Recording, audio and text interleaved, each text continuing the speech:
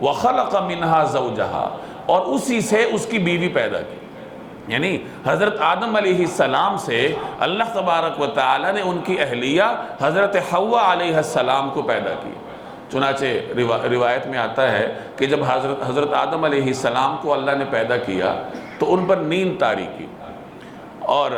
نیند ہی کے دوران ان کی پسلی سے حضرت حوا علیہ السلام کو اللہ تبارک و تعالی نے پیدا کی، اور جب حضرت آدم علیہ السلام کی آنکھ کھلی تو ان کے سامنے حضرت حوا علیہ السلام بیٹھی تھی، تو حضرت آدم علیہ السلام کو ان سے انسیت پیدا ہوئی۔ پہلے تنہا تھے، تنہائی میں انسان کو وحشت محسوس ہوتی ہے، اور جب کوئی ساتھ دینے والا ہو تو انسان کو انسیت محسوس ہوتی ہے، اور یوں بھی چونکہ وہ حضرت آدم علیہ السلام ہی کے بدن کا حصہ تھی تو اس طریقے سے ان کے ساتھ حضرت آدم علیہ السلام کو ایک انسیت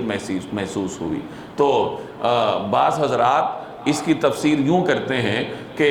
اسی سے اس کی بیوی پیدا کی، یعنی ان کی پسلی سے اس کو پیدا کی، اور اس کی تائید ایک روایت سے بھی ہوتی ہے۔ ایک روایت کے الفاظ ہیں کہ عورت کو اللہ تبارک و تعالی نے ٹیڑھی پسلی سے پیدا کیا، اگر تم اس کو سیدھا کرنے کی کوشش کرو گے تو توڑ بیٹھو گے۔ پسلی کو کوئی سیدھا کرے گا تو توڑ دے گا۔ اسی طریقے سے عورت کی فطرت میں اللہ تبارک و تعالی نے جو ایک مزاج رکھا ہے کہ وہ کچھ چیزوں پہ اڑ جاتی ہے، تو ایک آدمی اگر زبردستی اس کو سیدھا کرنے کی کوشش کرے گا تو توڑ بیٹھے گا، اور توڑنے سے مراد علیحدگی ہے کہ ان کے درمیان جدائی ہو جائے گی، فرقت ہو جائے گی۔ اور اگر تم اس کو اسی ٹیڑھے پن کے ساتھ چھوڑ دو پھر تم اس سے فائدہ اٹھا سکو گے۔ یعنی اگر عورت سے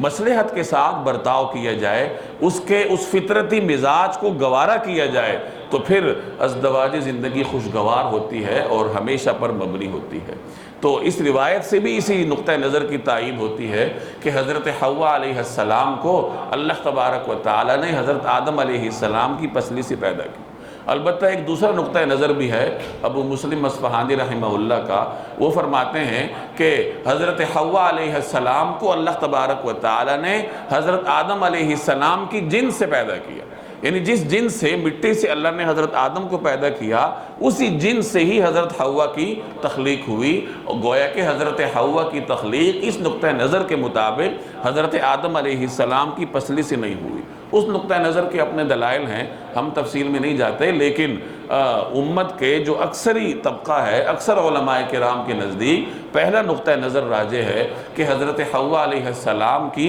تخلیق اللہ تبارک و تعالی نے سیدنا آدم علیہ السلام کی پسلی سے فرمائی تھی، اور اس میں اللہ کی قدرت کا اظہار تھا کہ اللہ تبارک و تعالی اگر مٹی سے پیدا کرنا چاہے تو مٹی سے پیدا کرتا ہے، اور کسی اور چیز سے پسلی سے پیدا کرنا چاہے تو پسلی سے بھی اللہ تبارک و تعالی نے عورت کی تخلیق فرمائی ہے۔ اور ظاہر ہے کہ اس مسئلے پر ہمارے کسی آخرت کے سوال کا یا کسی چیز کا دار و مدار نہیں ہے، لہذا اس کی باریکیوں میں جاننے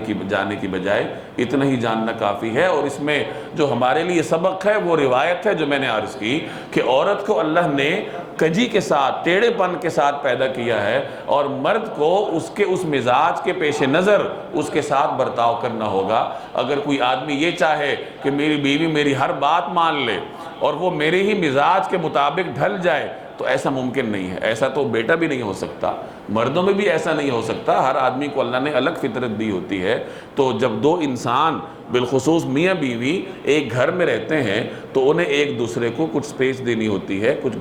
چیزیں گوارا کرنی ہوتی ہیں، کچھ ایک فریق گوارا کرے گا، کچھ دوسرا گوارا کرے گا، پھر زندگی کی گاڑی رواں ہوتی ہے۔ وہ بس